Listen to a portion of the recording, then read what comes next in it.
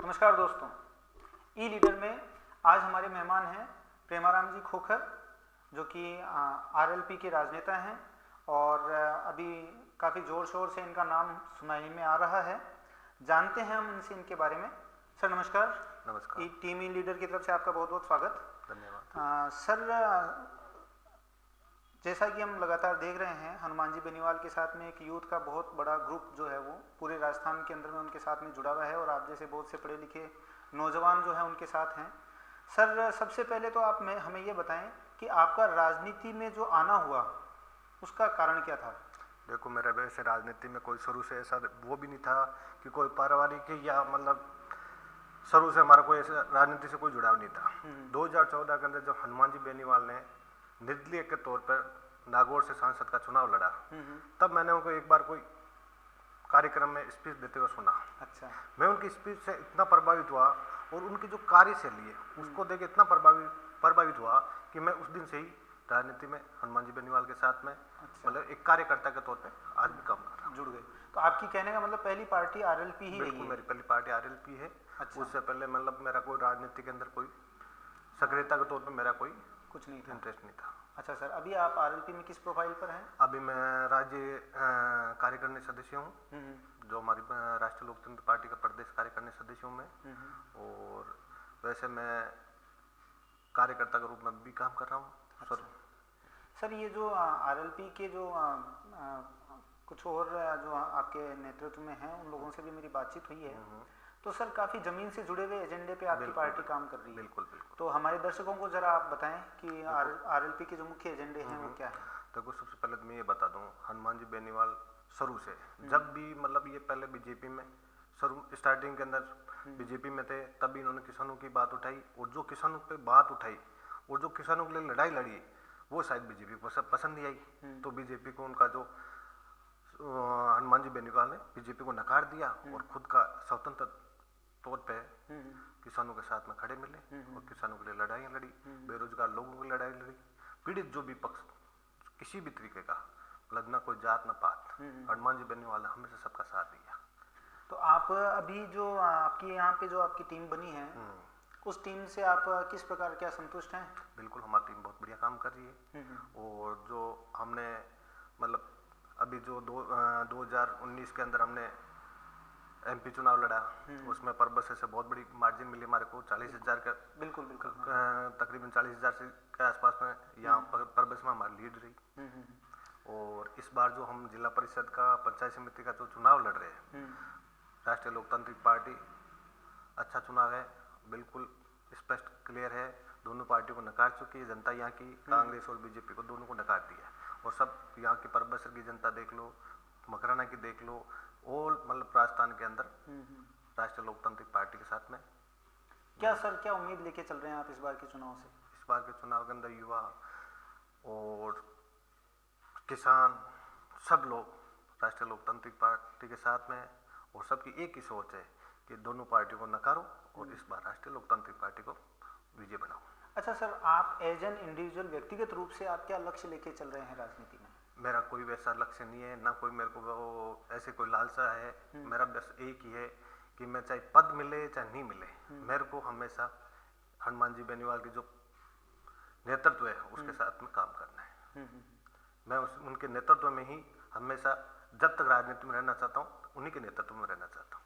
Sir, युवाओं को कोई विशेष संदेश जो आप देना चाहेंगे? युवाओं को संदेश यही है कि जो हमने एक उदाहरण पेश किया है, राजस्थान के युवा ने एक उदाहरण पेश किया है कि राजस्थान का युवा हनुमान जी बेनीवाल के साथ में इतना मजबूती से संघर्ष कर रहा है और हनुमान जी बेनीवाल को युवा ही प्रेरित कर रहा है इतना संघर्ष करने के लिए कि युवाओं की जो सोच और जो उनकी कार्य शक्ति है उसको देख के हनुमान जी बेनीवाल अभी भी संघर्ष करे। और हमेशा ये अगर जो सब में रहेगा तो हनुमान जी बेनीवाल हमेशा संघर्ष करते मिलेंगे आपको।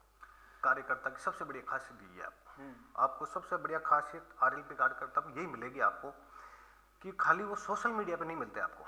जब भी संघर्ष की बात आती है या कभी किसी के साथ अन्याय होता है तो आरएलपी का कार्यकर्ता आपको 24 घंटे सड़क पर खड़ा मिलेगा। जहां जिसको जरूरत होगी वहां जाके आरएलपी का कार्यकर्ता हमेशा खड़ा मिलता है। अच्छा सर, एक तरफ आप आपकी पार्टी को, हनुमान जी बेनीवाल को, जो कि आजकल यूथ के एक तरीके से आइकन बने हुए हैं, इनका इतना ज़बरदस्त समर्थन आपको मिलता है, उतनी ही बड़ी जिम्मेदारी भी आप लोगों की एज ए पार्टी हो जाती है कि भाई आप इस युवा को रोजगार के लिए और आगे जो उसका जीवन जो है वो सुगमता से निकले और वो अपने परिवार के प्रति अपने कर्तव्यों की पूर्ति कर सके, उसके लिए आपके पास में भी पूरा प्लान होना चाहिए। राष्ट्रीय लोकतांत्रिक पार्टी ने हमेशा युवा की बात की है, किसान की बात की। जब कांग्रेस सरकार सत्ता में आई तो उससे पहले कांग्रेस सरकार ने कहा था कि हम बेरोजगारी भत्ता 3500 रुपये देंगे, लेकिन कांग्रेस जैसे ही सत्ता में आई उस वादे को भूल गई। कांग्रेस पार्टी ने यह भी कहा था कि हम लाखों भर्तियां देंगे, लेकिन कांग्रेस सरकार खाली सिर्फ अपनी सत्ता बचाने में लगी हुई है। अशोक जी गहलोत को डर है कि अगर मैंने थोड़ी सी छूट दे दी तो सचिन जी पायलट सत्ता लेके भाग जाएंगे। तो ये खुद की लड़ाई मुलझे हुए, इनको ना किसी किसान की चिंता है, ना किसी युवा की चिंता है, कोई प्रदेश के किसी इंसान की इनको कोई चिंता नहीं है। अच्छा सर, एक आरोप और लगता है कि आरएलपी जो है वो जाति आधारित राजनीति करती है, इसके बारे में आप क्या कहेंगे? देखो, ऐसा कुछ नहीं है, ये सब लोगों की मनगढ़ंत बातें हैं, गुमराह करने की बातें हैं। आरएलपी ने हमेशा 36 कौम की बात की है और 36 कौम को साथ लेके आरएलपी, हमारे आरएलपी सुप्रीमो हनुमान जी बेनीवाल 36 कौम को साथ लेके चलते हैं। अभी ये जो चुनाव है, पंचायत समिति का, जिला परिषद का जो चुनाव है, उसमें हमने सब जातियों को साथ में एक कैंडिडेट के तौर पे, नेतृत्व के तौर पे, जो पार्टी की जो कार्य करनी है उसमें सबको जगह दी है, सबको साथ लेके चल रहे हैं। अच्छा सर, क्या खाली यूथ से काम चल जाएगा, अनुभव की जरूरत नहीं है? नहीं, ऐसा कुछ नहीं है। देखो, यूथ जरूरी भी है, पहली बात तो ये कि यूथ भी जरूरी, यूथ का जो जोश है और जो जुनून है वो जरूरी भी है, क्योंकि आप कोई सी भी लड़ाई देख लो, चाहे देश की आज़ादी की लड़ाई देख लो, चाहे कोई सी सत्ता परिवर्तन की लड़ाई देख लो, उसमें युवा की भूमिका हमेशा महत्वपूर्ण रही है। लेकिन यह कोई हम पे आरोप लगाते हैं कि भाई ये आरएलपी सिर्फ युवाओं की पार्टी है, ऐसा कुछ नहीं है।